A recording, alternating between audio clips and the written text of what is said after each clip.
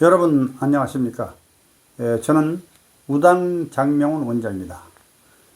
장명을 하신 분들은 이름을 짓는 것은 기본인데 원래 그 사주를 보는 거, 사주 명리가 장명의 그 뿌리입니다. 뿌리. 그래서 사주 명리를 알지 못하고서는 이름을 지을 수 없다. 먼저 말씀을 드리는 거예요. 그래서 장명을 하시는 분들이 사주팔자 해설도 하셔야 된다. 이런 말씀입니다. 여자 사주에서 부성인묘를 말씀드려요. 부성. 예. 부성인묘. 여자 사주에서 부성인 뭐냐? 남편인데 남편이 묘로 들어가 있다. 굉장히 불리하죠. 말만 들어도요. 그래서 그때 그 설명을 드렸고, 이번에는 남자 사주에서 재성이 여자인데 재성이 묘로 들어가 있다. 예. 재성인묘가 되어 있다. 재성인묘가 되어 있으면 뭐 어떻게 되느냐? 보통은 그렇게 얘기를 합니다. 아내덕이 부족하다. 즉 배우자덕이 부족하다. 그리고 재성인묘가 된 남자 사주는 대개 보면은 어떤 분들은 심하게 사별한다, 이별한다 이렇게 얘기를 하시기도 하고요. 또 어떤 분들은 질병, 즉 병을 달고 사는 경우도 많다. 또 이혼이나 이런 경우도 많이 하게 된다. 이런 말씀을 해요. 원자는 얘기 드리죠. 내간에 결혼해서 잘 살아가면 좋은데 사주팔자 이런 기운 때문에 부인이 맨날 아프거나 또는 부인 하는 일이 잘 안 되거나 심지어 사별을 해버린 경우는 너무나 엄청난 결과를 가져오지요. 가정생활에서. 그래서 그 내용들이 지난번에 이어서 이번 주는 정반대 개념을 말씀드리는 겁니다. 재성인묘, 재물이 묘에 들어가 있다.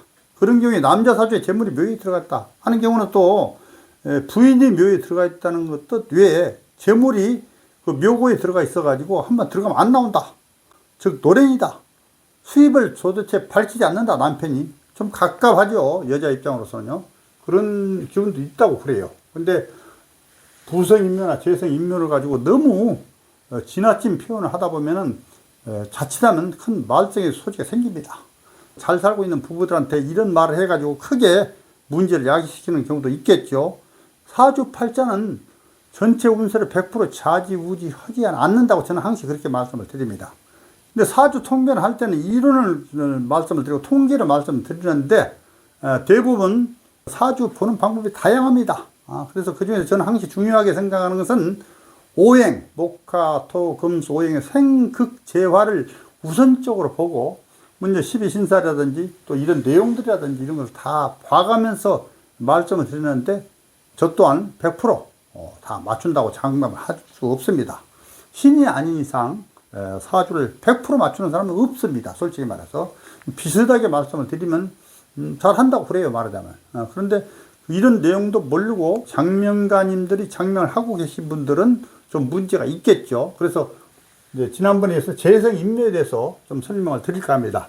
우리가 사주란 태어난 연월일시가 있는데 연월일시가 있다고 그랬어요. 연월일시. 여기서 일간이 나 자신이다. 일간이 나 자신이다. 일간이 나 자신이다. 그래서 일간이 나 자신인데 예를 들자면 일간이 갑이나 을이다. 이런 식으로 갑이나 을이 일간일 때 이제 그 기준을 따져보는 거예요. 여기서 재성은 뭐냐? 목국토가 재성이에요. 재성. 사주에 혹시라도 무술이나 무진이 있을 때는 재성인묘다. 재성인묘다. 이를 어떻게 파악을 하느냐면, 자, 갑, 을목의 여자는 우리가 재물이기도 하고 여자라고 했죠. 목국토인데, 토는 보통 그 묘지를 따질 때 인옷을 따지고, 진자는 신자진을 따져야 되겠어요. 그래가지고 이 글자가 있고 앞에 글자가 부인이다. 그러니까 무술과 무진은 무조건 묘지에 있다. 인묘되어 있다. 이렇게 볼 수 있는 거예요. 갑을무만 좀 주의 깊게 이렇게 알아두시면 다른 건 쉬워요. 이렇게 하시면 되겠고요. 그 다음에 사주 일간에 병이나 정일간이 있다.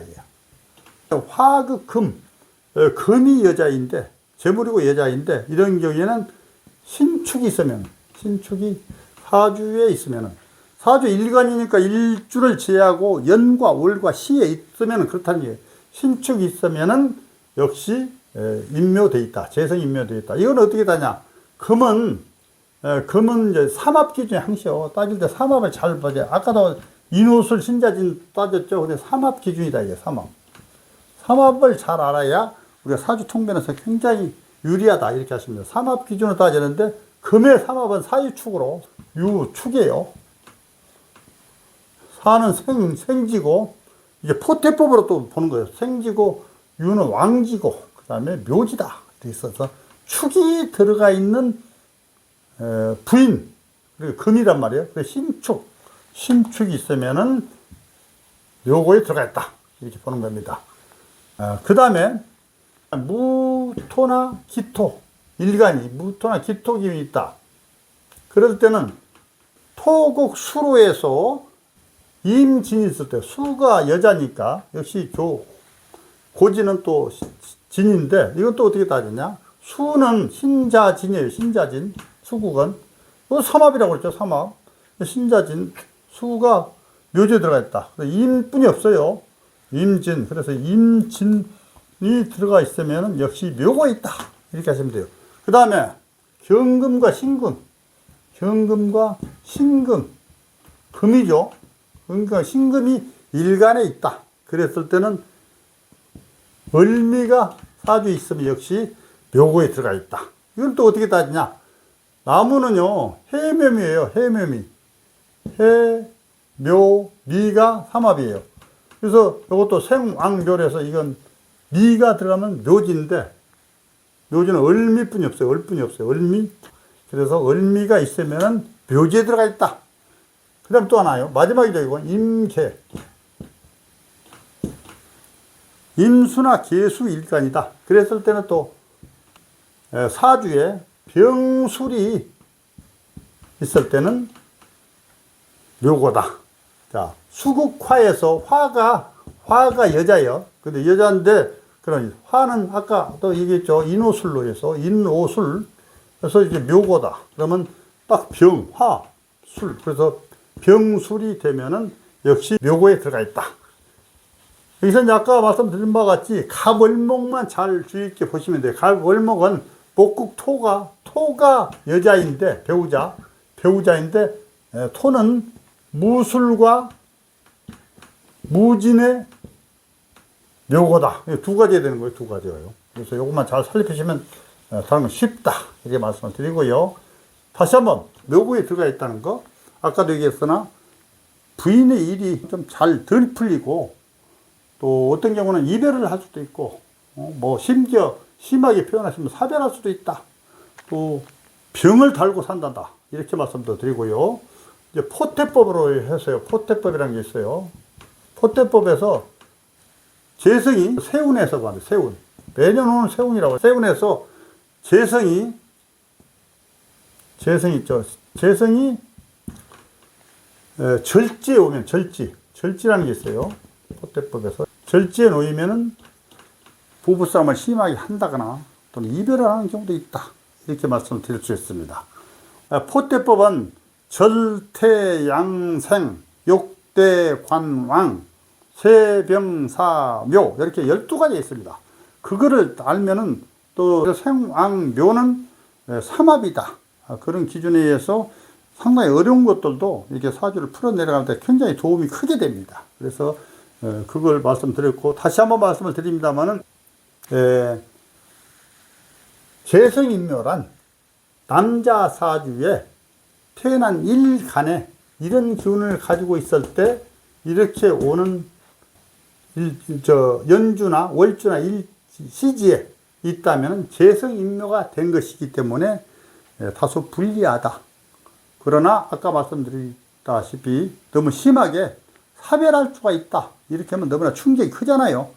이런 기운이 있어도 잘 살아가는 사람 오히려 많습니다. 그렇기 때문에 일이 좀 덜 풀릴 수 있다. 이 정도로 저는 말씀을 드리고 건강은 뭐 좀 나쁠 수도 있으면 미리미리 조심을 하면 된다더라. 이런 말씀을 드리면서 오늘 재성인묘에 대한 말씀을 마치겠습니다. 잘 이해가 안 가신 분들이 많을 거예요. 그러나 제가 이거 유튜브에서 두 번째 정도 말씀을 드린 것 같아요. 지난번에 부성인묘를 말했기 때문에 이번에 재성인묘에 대해서 다시 한번 리와인드 하는 식으로 이렇게 말씀을 드립니다.